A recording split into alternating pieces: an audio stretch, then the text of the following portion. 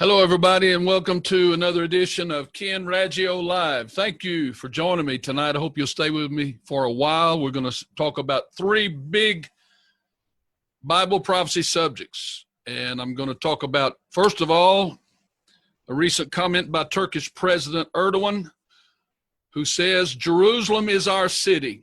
He's making claims to the ancient Ottoman Empire on Jerusalem.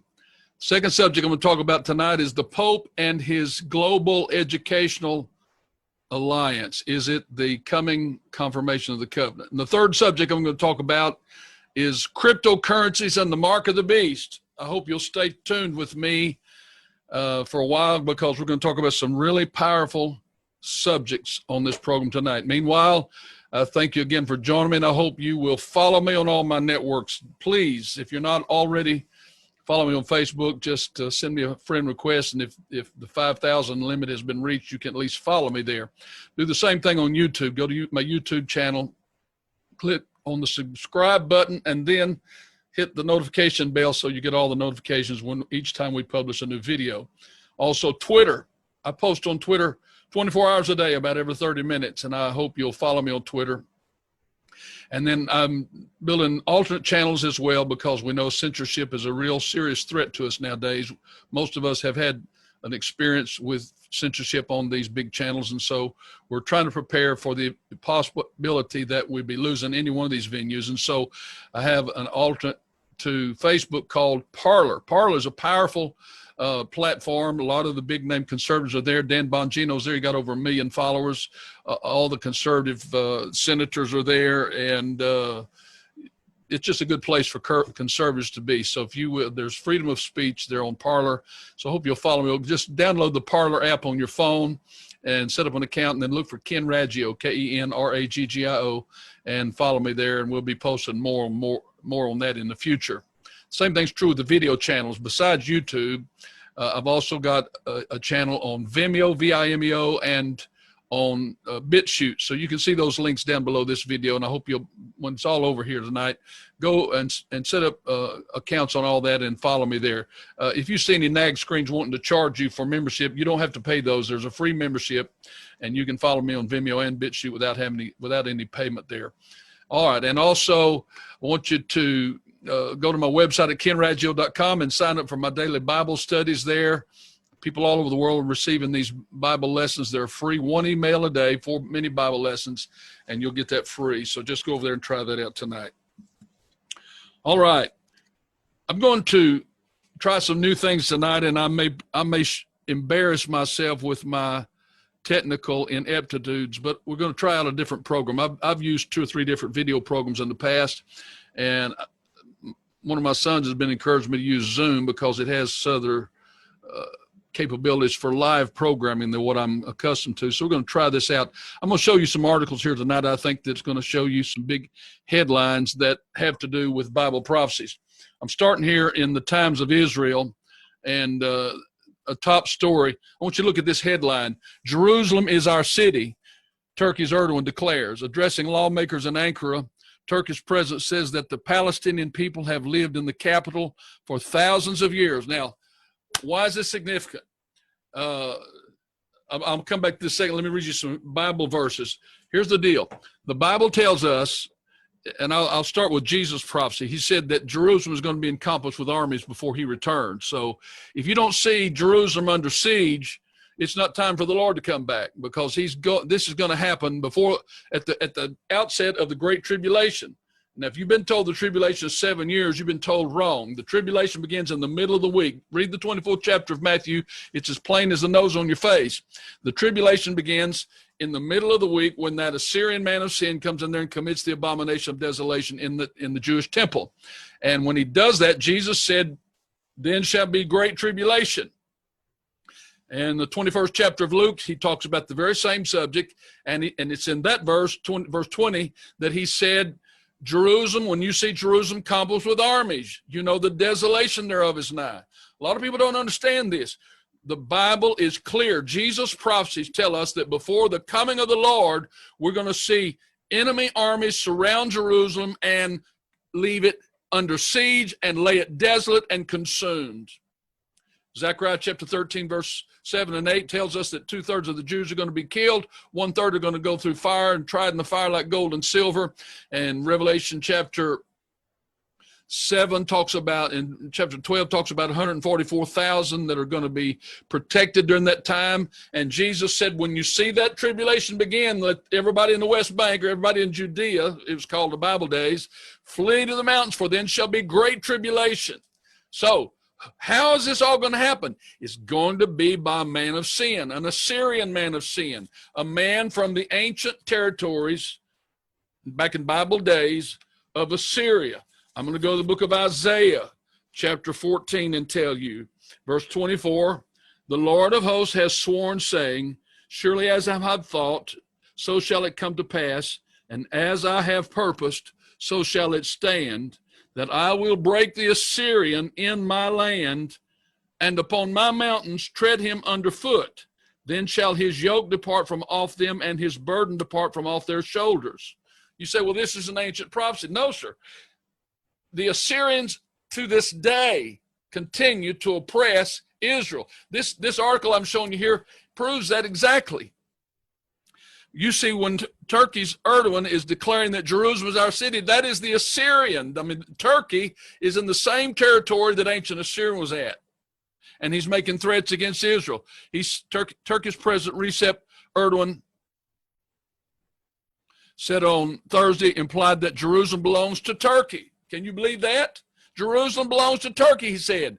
He's referring to the Ottoman Empire's control over the city for much of the modern era. He said, in this city that we have had to leave in tears during the First World War, what happened is the British defeated the Ottoman Empire in 1908, and that was what caused this Ottoman Empire to fall. So Jerusalem is our city, a city from us, he told Turkish lawmakers during a major policy speech in Ankara. Our first Qibla, which is a direction of prayer in Islam, Al-Aqsa and the Dome of the Rock in Jerusalem are the symbolic mosque of our faith. In addition, this city is home to the holy places of Christianity and Jerusalem. The Ottoman Empire ruled over Jerusalem from 1516 to 1917. Modern Turkey, in its successor state, has long stressed its enduring connection. Now, what's the point of me reading this article to you? Because the Assyrians are wanting to reclaim Jerusalem. You know that since 1970, the end of World War II, when General Allenby went into Jerusalem and claimed it for the British Empire, and then 23 at the San Remo conference, the British mandate was issued that gave Britain management of the Palestinian territories. And then in the 1947 United Nations meeting, Resolution 181 declared that the United Nations had approved Jerusalem, that Israel could be, again, the homeland of the Jews, so that in 1948, May 14th of 48, the Jews declared their independence and declared the Israeli state. And since that time, 1967, they took Jerusalem in that Arab war. And since that time, Israel has expressed its sovereignty over Jerusalem. And the world doesn't want that to happen. The United Nations doesn't want it. And certainly all the Muslim world doesn't want that to happen, or the biggest part of the Muslim world doesn't want that to happen. So I know what precipitated this. It's these peace agreements that the Arabs in the South have made with Israel that has stirred up this guy Erdogan, because you know, many years ago, Egypt under Anwar Sadat made peace with Israel. And then King Hussein of Jordan back in the, the 70s, I guess it was, made peace with Israel.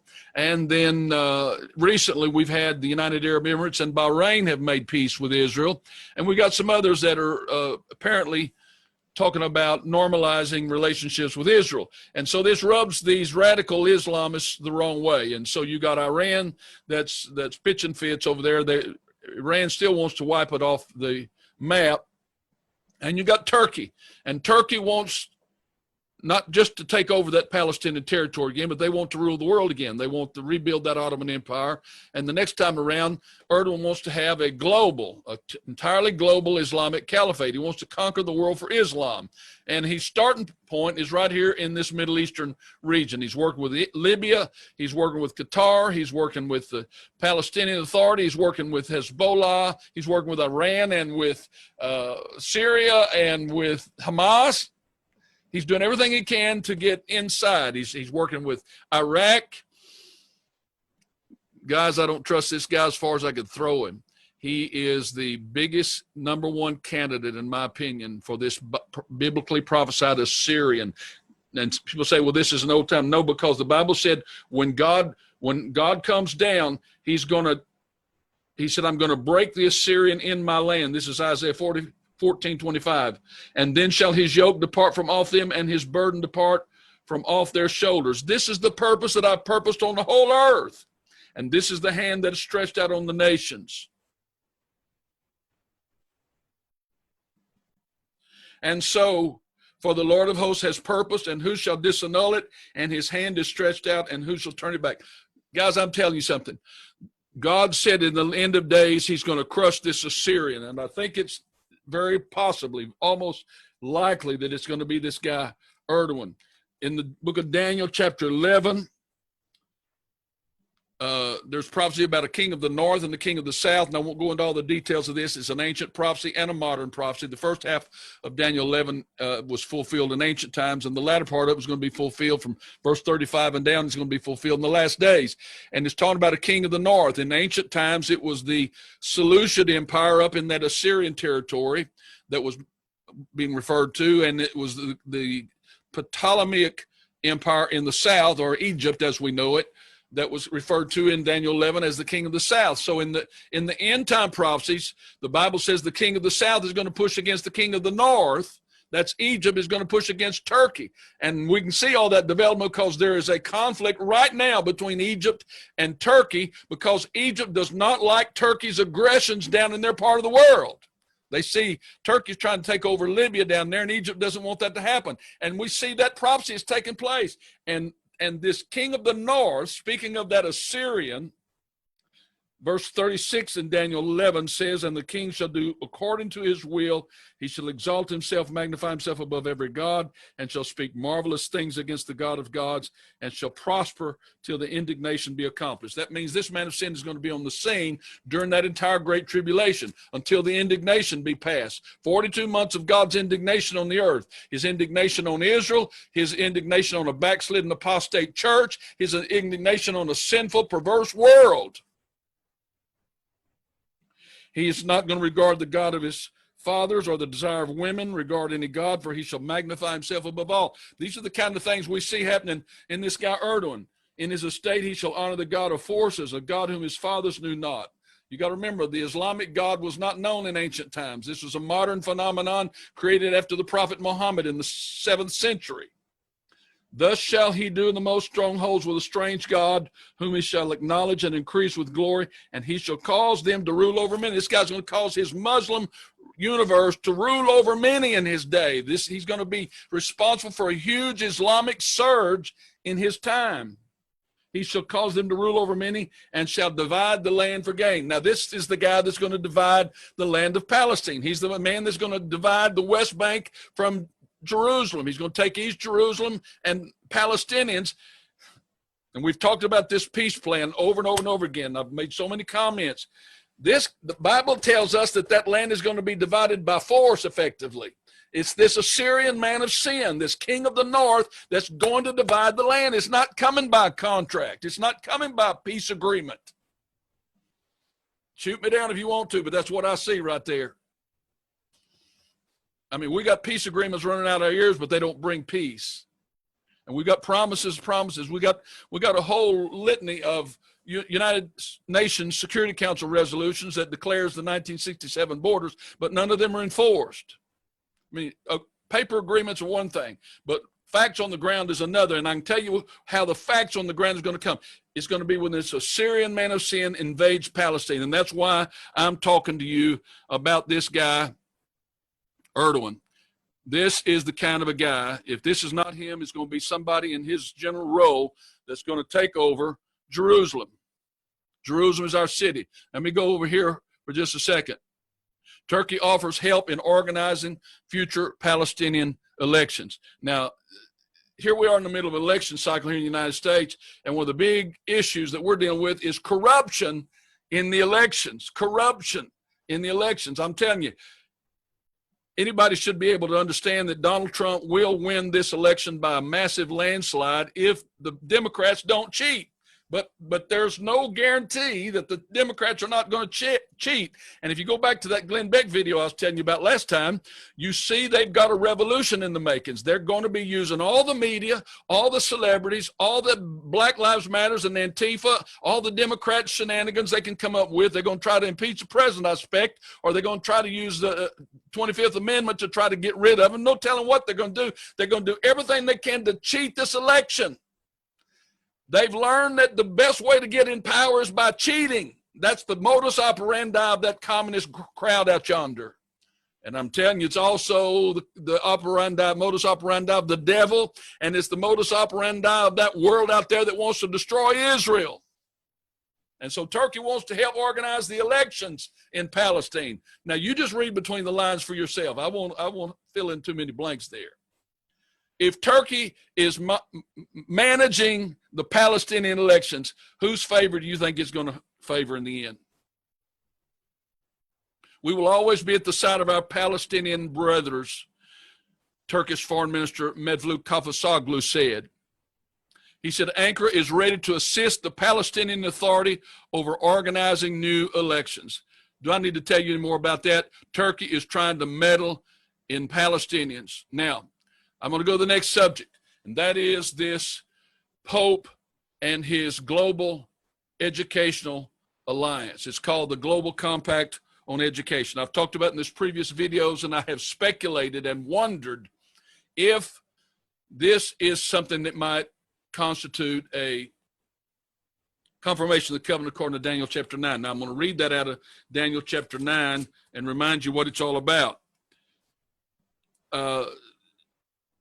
Verse 26 of Daniel 9, after it said, the people of the prince that shall come shall destroy the city and the sanctuary, and the end thereof shall be with a flood, and unto the end of the war desolation is determined. That's an ancient prophecy about the destruction of Jerusalem following Jesus' ascension. Jesus prophesied that the temple would be destroyed. Daniel prophesied that the people that did it would be the people of the prince that shall come. We found out that it was the Romans that destroyed Israel under Titus, and that's how we know who the prince is. The prince that was prophesied in verse 26 is the Prince of Rome. And in modern terms, the ground prince of that Prince of Rome is the Pope of the Roman Catholic Church. And so that's how we know the Prince of Rome, this Pope of the Catholic Church, verse 27, shall confirm the covenant with many for 1 week. That's how we know the Pope is going to confirm a 7-year agreement. 1 week, one prophetic week is 7 years. And we see that over and over. Times and time and a half is 3.5, which is 3.5 years, and 42 months is 3.5 years, 1,260 days is 3.5 years, and so all of these things are talking about a week. 7 years, half a week is 3.5 years. Half of that 7 years is 42 months or 1,260 days, and in the middle of the week, he's going to confirm a covenant with many for 1 prophetic week, which is 7 years, and in the middle of that 7 years, he shall cause the sacrifice and oblation to cease. Now, the Prince of Rome, the Pope, and this Muslim man of sin are working just like this. When you go to the 19th chapter of Revelation, verse 20, you see the prophecy said when Jesus comes back, he's going to take the beast and the false prophet on his holy mountain and destroy them.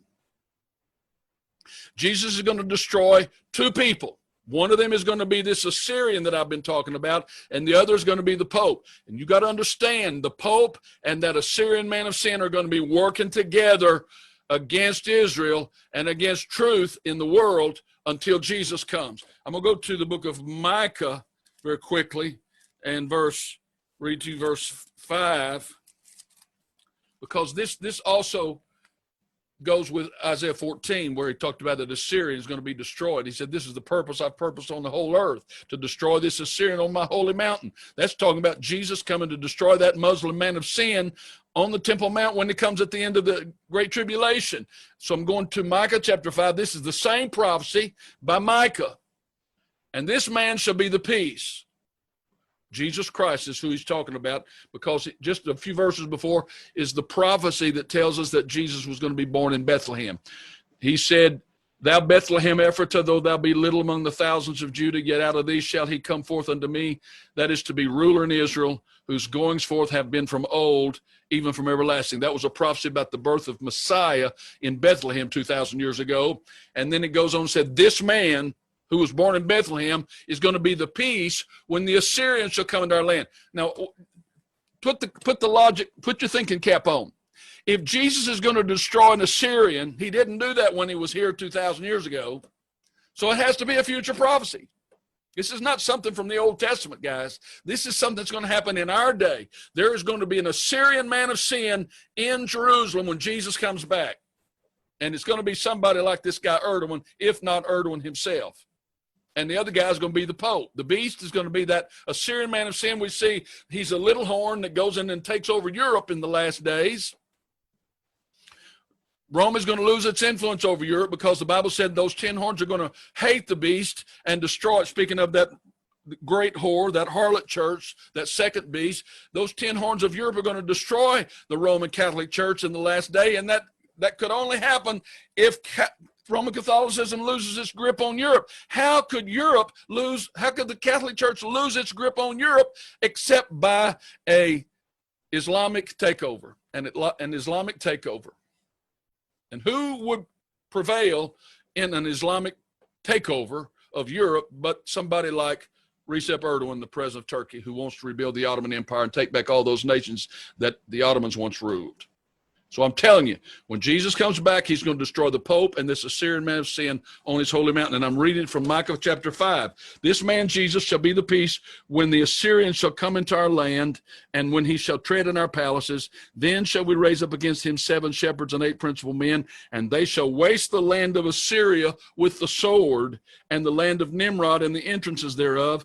Thus shall he deliver us from the Assyrians. So there's going to be a great war all the way up into Syria and Turkey at the Battle of Armageddon. The Battle of Armageddon is going to be a big regional war, and when Jesus comes back, he's going to destroy the people that fomented that war.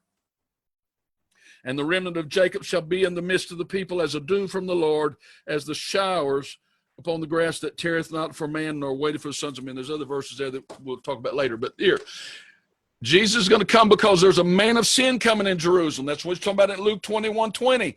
When you see Jerusalem compassed with armies, what kind of armies? It's that Gog and Magog coalition. Gog and Magog, which is Russia, that's in Ezekiel 38. Gomer and Togarmah, which is Assyria, which is Turkey. And Persia, which is Iran. Russia, Turkey, and Iran, and Ethiopia and Libya are going to be there. That's the armies surrounding Jerusalem. And who's in charge of that? Probably this guy Erdogan, probably this Assyrian man of sin. And so, now I'm getting to this, I got to get back to this Global Education Alliance. I changed subject in the middle of the stream here. We've got to go back and understand that when the Pope and this man of sin appear with Jesus, they've both been world powers. And so I've already showed you a whole bunch of information here that shows you how this Muslim man of sin is he's flexing his muscles. He's trying to exercise power in the Middle East. But now I'm showing you the Pope. These two guys, they're both our biggest troublemakers on the planet. That's why Jesus is personally going to take the beast and the false prophet and cast them alive into a lake of fire burning with brimstone. That's what Revelation 19:20 tells us. So the Pope says, we want to form a global educational alliance. We want to re-educate all the children of the world. We want to have control over the education that all the children of the world gets. It's a noble agenda. An African proverb states, now this is from the website of this Global Educational Compact, and this is the Roman Catholic. You'll see at the top of this page here the invitation of Pope Francis. An African proverb states it takes a village to raise a child. Where have we heard that before? That was Hillary Clinton's mantra back in the day when she wrote that book, It Takes a Village. And she's been in league with the globalists forever. The Clinton Foundation, all these guys, they're one world globalists. They're not patriots. They're not American patriots. They're enemies of the state. And so he wants to develop a global educational pact. Pope Francis relaunches the Global Compact on Education on Thursday, October the 15th. That's next week. In Rome at 2:30 p.m., Pope Francis is going to once again address the theme of education, which is central to his teaching and dialogue with the world. He'll do so with a video message, which is both a summary of what was suggested on the theme during his pontificate and a program, because as Francis has repeatedly said, to educate is an act of hope. At the end of the message, Pope Francis will suggest that all people of goodwill will join the Global Compact on Education. Now, listen, the Catholic Church knows a lot about education. I forget exactly the numbers, but they've got something like 60 million children right now are attending Roman Catholic schools all over the globe. That's lower education and higher education. If you don't realize it, there are Jesuit colleges and universities all over the globe. Right here in the United States, Georgetown University is a Jesuit-run Catholic university. That's where all of our lawyers and politicians go to train for all their diplomacy skills. The Catholic Church has got its hand in the world politics. It knows how to educate the masses. And it wants to be the supreme authority in knowledge. It wants to be the supreme authority in global ideologies. And that's what this is all about. And I speculated a few months ago that we need to keep an eye on this global pact, because it might just possibly end up being the confirmation of the covenant. But I've watched this thing now for months, and I've looked for a 7-year clause in it. So far, I have not seen a 7-year clause. I haven't seen anything in there. And without a 7-year clause, this is not going to be the confirmation of the covenant, because the covenant is a 7-year agreement. And it is signed by the Pope. He shall confirm the covenant with many for 1 week. 3.5 years later, that covenant is going to go for broke. It's going to bust up when that man of sin comes down and does that act there in the temple in Jerusalem. So, is this global educational pact going to be that confirmation of the covenant? Apparently not. Apparently not, unless something changes. And here's the problem. Since all this talk, this was really big in the news months ago. In fact, before the coronavirus came on the scene, this pact was supposed to have been signed in April of this year at the Vatican. But when the coronavirus came along, they had to cancel that and move it up to October the 15th. And so I've been watching this thing, and it's just about dropped off the radar. And so we're going to look for another thing. And here's what I think is going to happen. The Pope is going to endorse something of a huge nature with settling the peace in the Middle East. And it wouldn't shock me at all for the Pope to get on board with all these Arab countries as they come in here and try to establish normalcy with the state of Israel. One of their preconditions is, we're only going to normalize with you if we have the hope there's going to be a Palestinian state. And so this so-called peace plan with these Arab states is not in any way an abandonment of the two-state solution. But we've seen now, since the whole state of Israel's been in existence for 73 years now, that we've not hardly moved an inch closer to a real Palestinian state. And it's really not Israel's problem. It's Palestinians won't come to the table. They won't negotiate, and they won't. And so what I'm saying is, this is probably not going to come by people at a negotiating table. It's going to come with a war, and I've said that all along. And the reason I know that is because the Bible said there's a war going to come in there. They're going to come and surround Jerusalem and take it by force. That's not peaceful. Unless you're a Democrat talking about riots in Seattle, then that's peaceful. If you're burning down $1 billion worth of buildings, that's peaceful, according to the Democrats. And I guess if the Muslims come in there and destroy, if the Muslims come in there and destroy the city of Jerusalem, then it's all over. So anyway, you and I need to understand that we are headed almost to the very end of this matter. We're going to see that confirmation take place pretty soon. The Pope is almost inevitably going to do something really soon in this matter. If Donald Trump wins this election, you can believe the next 4 years, everything is going to happen with lightning speed. If you think Donald Trump's got a lot done in the first 4 years, you ain't seen nothing yet. You're going to see Donald Trump absolutely move forward with this Middle East situation like the world's never seen. And this is kind of what I think. When Trump gets really aggressive about bringing normalcy between the Muslim world and Israel, these radical Muslims are going to go ballistic, and the Pope is going to get in the middle of that and try to confirm this normalcy. And it's going to be a confirmation of that two-state solution. The Pope, I think, is going to try to confirm that two-state solution in the face of great Islamic resistance. And I think if and when that happens, a 7-year covenant of some kind, you and I will have witnessed the confirmation of the covenant, and we will have witnessed the beginning of the last 7 years of Bible prophecy. Now, I got to go one more subject, and I had clicked on these articles. I told you that I didn't see any real action going on with this Global Educational Pact, and I'm looking on the Vatican's calendar right now, and on the 15th, there is no mention even of that Global Educational Pact. I don't understand that, but I do see this article here that reminds us again that they will meet on the 15th. So we'll keep an eye on it and see what happens. Meanwhile, the Pope is at odds with the United States because the Pope has warmed up to China.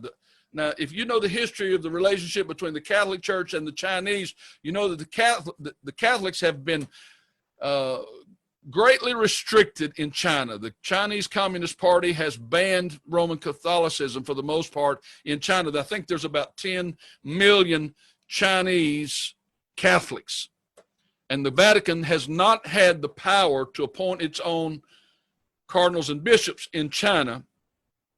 And so this Pope Francis has worked out some kind of a deal with the Chinese Communist Party to allow them to appoint about 5 of their own bishops appointed by the Communist Party, and then the Catholic Church would be able to put their subordinates, I suppose, in there. And the reality of it is the United States adamantly objects to the Vatican turning a blind eye to the human rights abuses of the Chinese Communist Party. I just saw a headline about a week ago, I guess it was. The Chinese Party is building over 400 internment camps right now.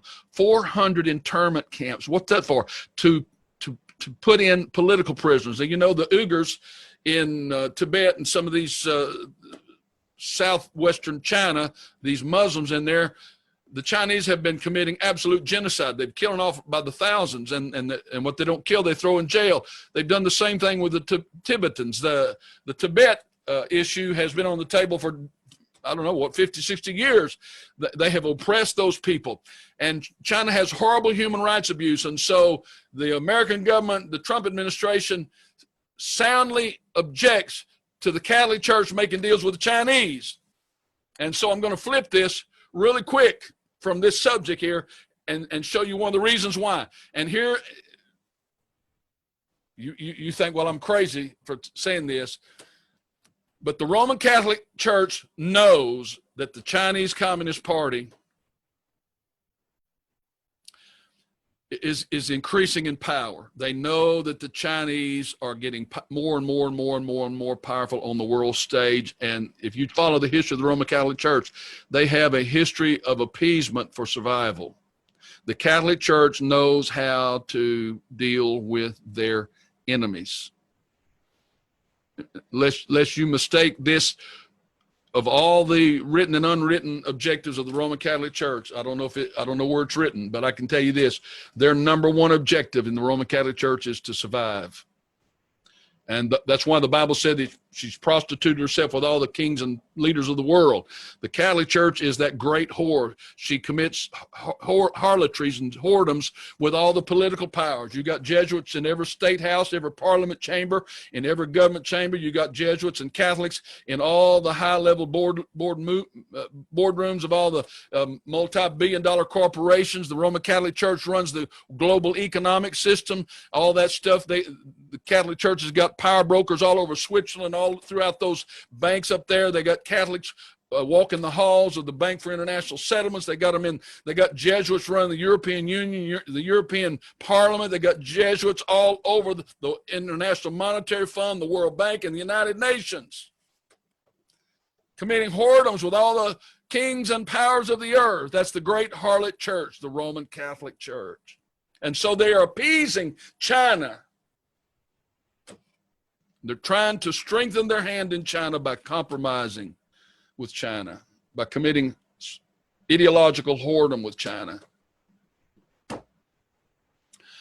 And here's one of the reasons why: because China is just on the verge of taking over the global economy by the introduction of cryptocurrencies. China has moved with lightning speed into the cryptocurrency ecosystem, and now the Chinese people are seeing the abandonment of paper and coins, paper currencies and coins, and they're shifting already to the digital yuan. And the United States is lagging behind, and Europe is lagging behind. All the nations are lagging behind China, and the real serious threat right now is that China is going to force the world into using its cryptocurrency as the basis for a global currency. And if that happens, then China will have effectively taken control of the world. And so we got a lot of powers that be, and I'm going to take you to the World Economic Forum. And I told you there's three subjects. I'm covering three subjects here tonight. The first was that Erdogan statement about Jerusalem. The second has to do with the Pope and his confirmation of the covenant. And now the third is the cryptocurrencies and the mark of the beast. I want to introduce you to a guy. His name is Klaus Schwab. He's 82 years old. He's the founder of the World Economic Forum. He has an enormous amount of influence in the world, and it is at the World Economic Forum in Geneva, Switzerland, which is the same city as the United Nations in Europe. Go look up the United Nations in Geneva. It is they call it the Palace of Nations. It began back in the 1930s and 40s as the League of Nations, and it was closed down for a while. But then when the United Nations was born, it became the headquarters of the United Nations in Europe. And it's a massive, massive, massive building, far larger than the United Nations headquarters in New York. And they say 25, 30,000 international conferences take place in that compound every year. And it happens to be that right next to the United Nations Palace of Nations in Geneva is this thing called the World Economic Forum. And it's a think tank. It's a think tank. It's a globalist think tank. Now, I'm going to appeal to those of you who have been calling me a conspiracy theorist, and some of you who don't want to believe anything that is falls under the category of a conspiracy theory. I'm just going to tell you right between your eyeballs, these are not conspiracy theories. These are conspiracy facts. We have the facts. There has been a conspiracy. I read in 1972 a book by Gary Allen called "None Dare Call It Conspiracy," and he laid out the World Bank, the International Monetary Fund. He named the players back in the 1970s: Richard Nixon and Henry Kissinger, the Rockefeller brothers, the Rothschilds. He named the Chase Bank, and he named Visa card in 1972. He said this is going to be the platform for a world government, and everything Gary Allen said in that book 50 years ago has showed to be exactly true. And now a lot of you have heard of the Council on Foreign Relations, the CFR in America. Those are globalists that are trying to influence our Congress and our presidents. In Britain, you have the Royal Institute for International Affairs. That's a globalist think tank that's trying to influence the British Parliament. And you got these kind of organizations all over the world. You got the Aspen Institute in Colorado. You got the Brookings Institute in Washington, D.C. You got all these globalists that are working. They're working at the behest of Catholics and Jesuits and globalists, rich men. Read what the book of Jude says about God's curse on rich men, how they oppress the world. James talked about it. Go to you rich men, weep and howl, God said, because God's going to judge these men for their influence. But you've heard of the Bohemian Grove out in California where the globalists go to meet, wicked globalists. You've heard of the Bilderbergers, It began back in the 1950s in a hotel in Holland called the Bilderberg. And that's where we've seen and heard of people like Bill and Hillary Clinton going, the Rockefellers, Kissinger, all the royalty from all over Europe, big and powerful, rich and powerful people, Bill Gates and his kind, and now George Soros is a big player there in the Bilderberger, and you have this guy, Klaus Schwab. Klaus Schwab created the World Economic Forum, and I'll show you right down here. Look at this, look right here under his other activities. He is a former member of the steering committee of the Bilderberg Group. What does that tell you? This guy has been right in the thick of all these globalist activities since the founding of the Bilderberg Group in the 1950s. He is a one world order, new world order globalist. And this is where all the instructions are coming for us to convert our world to a cryptocurrency environment. This is from the World Economic Forum website, and the title of this article is Shaping the Future of Financial and Monetary Systems, Building a More Efficient, Resilient, and Equitable International Financial System that Protects Customers, Enables Saving and Investment for Growth, while supporting the creation. And the bottom line is, this is going to get into cryptocurrencies, and they're going to name by name a company called Ripple right here in the United States, and it is going to operate on a digital currency called XRP. I'm going to another article here from the World Economic Forum's website, and I've talked to you about this in the past, how that back in the 1944 at the Bretton Woods Accords, when the leaders of the free world monetary system came in and created what was called the Bretton Woods Accords. That's what created the World Bank and the International Monetary Fund. And they created, as it were, a paperless currency in that 70 years ago that was called special drawing rights. And basically it was the ability for large governments and institutions to conduct financial transactions by computer. I mean, this goes back to the earliest days of computers and wire transfers and such. And this special drawing right was abbreviated SDR. And since all this time has passed, they have been telling us, in fact, Willard Canlon said in a book in 1971, the day the dollar dies, he said the day will come when that SDR will be used on a personal level and it'll become a special drawing right for the individual person around the world. And that will become the basis of the mark of the beast. And I'm talking about the mark of the beast, because in this article here from World Economic Forum, you see I have it highlighted here. It turns out that a framework for a diversified international reserve currency has been around for 50 years in the form of the International Monetary Fund special drawing rights. The SDR's value is maintained as a weighted combination of the world's leading currencies, but it's going to be changing. It's going to go to digital. The World Economic Forum names XRP as a crypto asset most relevant in central bank digital currency space. And they name this Ripple company and its product, which is XRP. The World Economic Forum is looking at Ripple's native currency. XRP is the most relevant cryptocurrency in the emerging central bank digital currency, CBDC. That's CBD, that's central bank digital currency is what that stands for. In a report published earlier this year, the World Economic Forum says that central banks and government agencies are looking at the potential of central bank digital currencies to solve perennial global financial issues. And so what we've talked about, the SWIFT banking system is the old banking system, and it's obsolete. That's the reason why. I mean, I took a check to the bank today to get it deposited. Somebody sent me a donation from Canada. It's probably going to take a month or more before that check cashes. And so when it's cashed, I'm going to lose probably 40% of its value. First of all, I'm going to lose a transaction.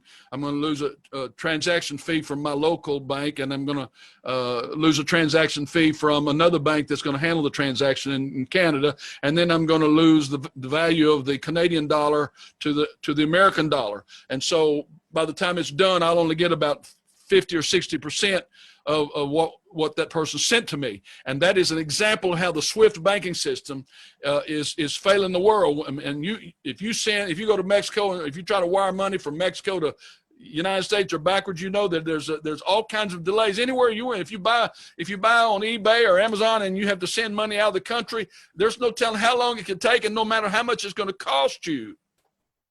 And so that old SWIFT system is antiquated, it's obsolete, and the banks have made trillions and trillions of dollars in these 50 years off of their monster. But that's about to change, because we're going to go to a cryptocurrency. And I'm going to go to this article here. This is Christine Lagarde. Christine Lagarde was the head of the International Monetary Bank for the International Monetary Fund, the IMF, for many years. And now she has moved to the European Central Bank. She's spent up all her terms at the International Monetary Fund. She's probably one of the most powerful people in the entire banking world. If not, I mean, she is possibly the most powerful person in the financial world. She has said the International Monetary Fund has nominated Christine Lagarde for the second term. Now, this is an older article because now she's at the European Bank. But I just wanted you to see who she is, because now she is at the European Central Bank, and she is calling for XRP, which is that Ripple product, as the bridge for the euro. And here's what I want you to understand this. Every nation, as you already know, has its own currency. When I go to Israel, they use a shekel. When you go to Britain, they use the pound. When you go to Canada, they got a Canadian dollar. It's worth different kind of money. It's a different currency than the American dollar. You got all these global currencies. They're not going to be a global currency any longer. There's going to be a universal currency between nations, so that the US dollar will be digitized. It will be transferred to XRP or whatever this general currency is, and then converted back to a Chinese yuan or to a Mexican peso or to a British pound or whatever. From a local currency to a universal currency to another local currency. And it's a frictionless platform. It's like the rails on a railroad. And we're converting to that right now. The conversion is taking place while I'm talking to you. You're going to wake up one of these mornings and discover that we're on a completely different banking system. It's happening right under our eyes, guys. Here's an article from the Express News. Ripple to weigh advantages from the Office of the Comptroller of the Currency. XRP's prices signals a rally. Now here's some of the digital currencies. If you've heard of Bitcoin, now you have to understand these are not real coins. These are just graphics. That's all they are, because these are intangibles. They're called cryptocurrencies because they're in a digital form. They don't exist as paper or metal. They don't exist as anything tangible. These are digital. And the reason they are valid and safe and usable is because they are encrypted. They can't be they can't be hacked. So you got Bitcoins, you got Ethereum, that's the number 2 cryptocurrency in the world today. You have Ripple, which is the number 3 cryptocurrency in the world today, XRP. And this is where we're headed. We're headed to a cryptocurrency world. I'm gonna go to this next article. Now, you need to understand, a lot of you, there may be one or two in my audience tonight that is really acquainted with what I'm talking about, but probably not very many. I got to tell you, this crypto stuff's been around a whole lot longer than most people realize. Bitcoin's been on the scene since 2012 as a major player. I think it was introduced back in 2008, but for probably 20 years, we've had people in Washington, D.C. that have been working on a cryptocurrency model for a global currency. And it's finally push has come to shove, and the time is coming. One of the factors is because China has really thrown down on this matter, and it's looked like if the United States doesn't move quickly, China's going to take over the world global economy with their cryptocurrency. And so we're being forced. And I think if Donald Trump wins the election, this could happen like lightning. It could happen so fast. And it's going to blow our minds. We're going to see cash basically disappear. They're going to tell us to use our plastic cards for everything in the future.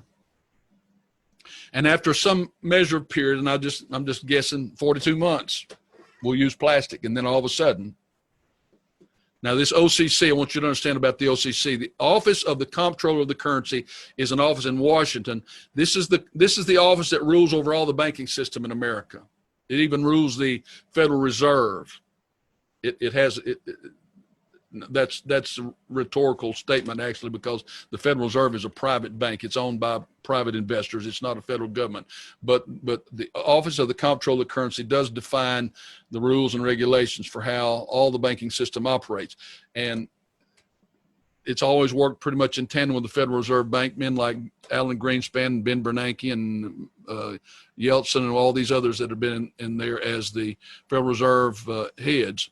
But now we're seeing this cryptocurrency take over. And so in the midst of this change from the old dollar system and SWIFT to the digital currency and the Ripple XRP, they brought in some new thinkers. And one of the people that the Trump administration selected was a man named Brian Brooks, who was the CEO of I think CEO, maybe CTO of the Coinbase digital exchange, one of the I suppose the largest digital exchange in the world, Coinbase. And there's hundreds of cryptocurrency exchanges in the world today. Some of them are very major players. Some of them deal in hundreds of billions of dollars of cryptocurrencies daily. And Coinbase is one of them. And so Brian Brooks, being the chairman of the Coinbase exchange, was recruited by the White House to come and run the office for the Comptroller of the Currency. And as such, now he's given instructions to all the central banks in America, the Federal Reserve, and all the financial institutions that it's time to go digital. It's time to convert. And he's recommended XRP. And the regulations have come. The banks now are going to be able to hold cryptocurrencies. You're going to be able to go to the bank and buy cryptocurrencies, and they will hold them in custody for you, charge you a fee. And then we look at all this news. Look at the search I did. XRP Ripple new reserve currency. Look at these articles. XRP will be a world reserve currency. New world reserve currency, cryptocurrency coming, powered by XRP. International Group of Finance Leaders said Ripple's XRP is going to be the reserve currency. XRP Ripple News, XRP the new world reserve currency. Do you understand what I'm talking about? I'm not just blowing smoke in your face, guys. I'm telling you what's happening right under your noses. I got one more, maybe two more here, and I'm done. You say, Raggio, this hasn't got anything to do with Bible prophecy. Oh, my goodness, it does. John said in Revelation 13, I can quote it, I guess, but I'm going to read it. Verse 16, and he causeth all, both small and great, rich and poor, free and bond, to receive a mark in their right hand or in their foreheads, and that no man might buy or sell, save he had the mark or the name of the beast or the number of his name. Look at this article. Ripple compatible chip development sponsored by the U.S. Navy according to the Solari Incorporated president. Look at this. Look at this. Libertarians from the crypto sphere have accused the San Francisco-based blockchain unicorn of being heavily centralized and slammed it for collaborating with banks. However, now they may have another reason to steer clear of Ripple. In an interview, Catherine Austin Fitts stated that a year ago, the United States Navy hired a Danish tech company to develop an implantable microchip and make it compatible with the Ripple blockchain.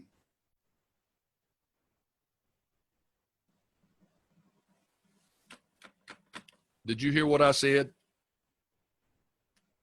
A year ago, the U.S. Navy hired a Danish tech company. I think in the last video I said Swedish, but I was wrong. It was Danish. A Danish tech company to develop an implantable. Catherine Austin Fitts, the president of Solari, publisher of the Solar Report, and a managing member of Solari Investments, is the one that said that. On his Twitter page, crypto investor Kevin Cage has shared a video. I saw the video of this. Go look up Kevin Cage if you want to see it. There's a video he did. He shared a video received from Catherine Austin Fitts, speaking of this Danish tech firm without sharing its name, saying that a year ago she accessed data regarding the U.S. Navy, paying that firm to create an implantable microchip compatible with the Ripple chain.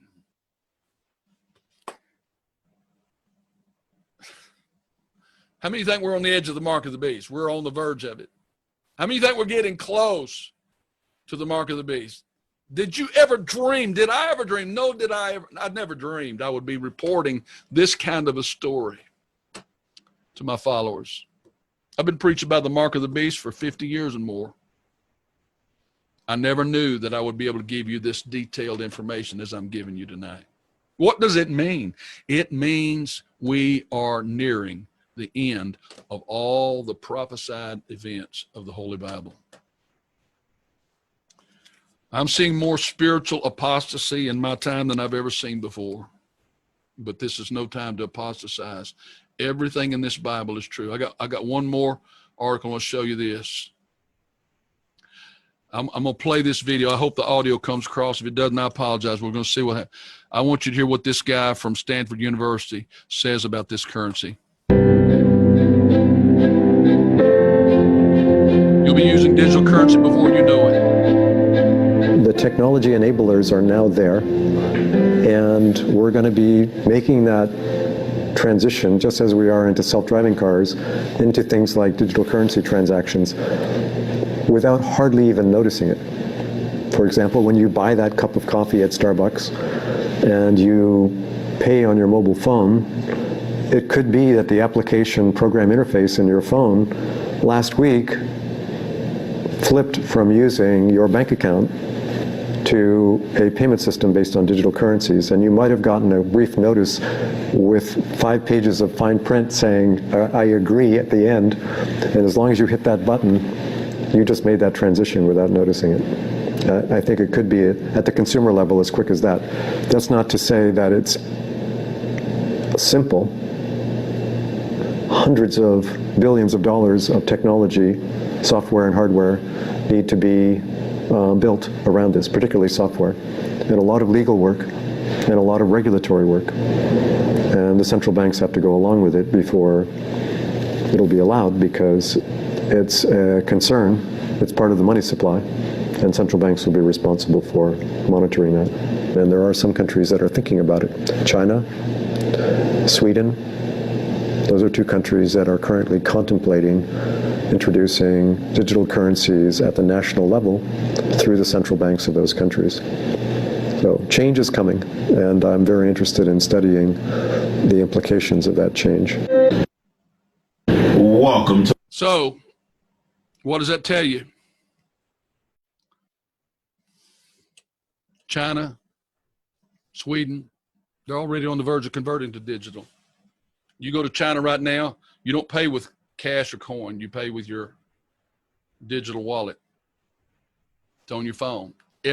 By law, every citizen has to have a digital phone, because that's how they keep track of you. Not just your money, but everything about you. Your digital phone is your spy. And we're headed for that kind of a spy world here in the United States during the Great Tribulation. And so I'm going to close this up. I've been on here probably more than an hour. I want to tell you something.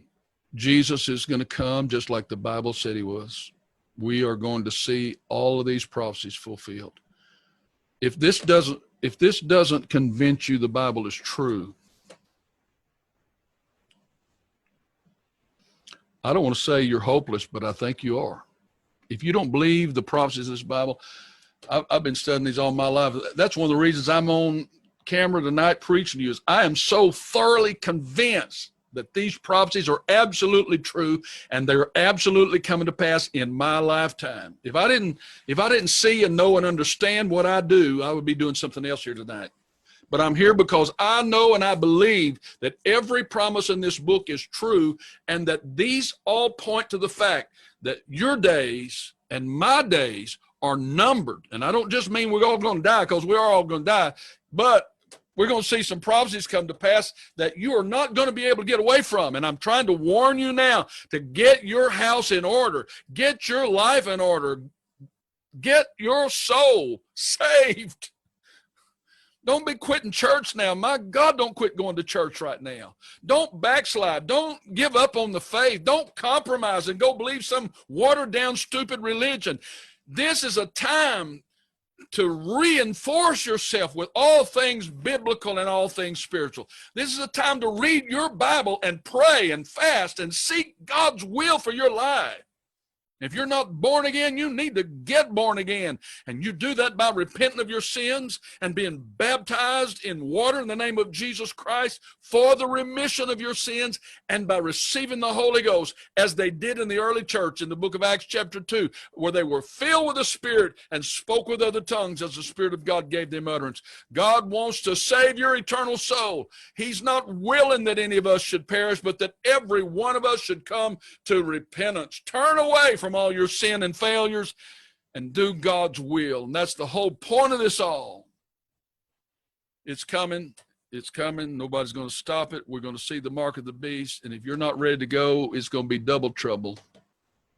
There is no pre-tribulation rapture.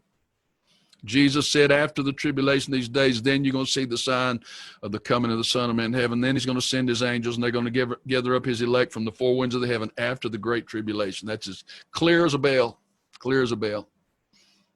You say, well, how am I going to survive all this? By God's grace. The just shall live by faith. Habakkuk said that. Paul said it twice in the New Testament. The just shall live by faith. You need to get your faith in high gear tonight, brother and sister. You need to start believing God like you've never believed him before, in Jesus' name. And that's my message to you tonight. Thank you for listening to me. Thank you for being here. I appreciate all your support. God bless you. Please go to Amazon.com and look up all the books by KEN RAGGIO there. Just type in the books by KEN RAGGIO. There's 9 great books there. All of them will bless you. If you want to get that whole set of books in the United States only. I've had some folks order from out of the country. I can't send them out of the country. The shipping is much too high. It's better that you just go to Amazon in your country and order it through Amazon in your country, because I can't offer that special price outside the United States. Also, if you can, please help me donate to this ministry. I appreciate your help. Some of you have been helping me for a long time. I need your help. May the Lord help us and strengthen us as we get closer and closer to the coming of the Lord. And may the Lord bless all of you who have helped me out in the past. May God bless you. And I'll see you next time. Share this video with somebody, will you? Tell your friends about it and get them to watch this and talk about it. Get ready to meet God in Jesus' name. God bless you. Good night.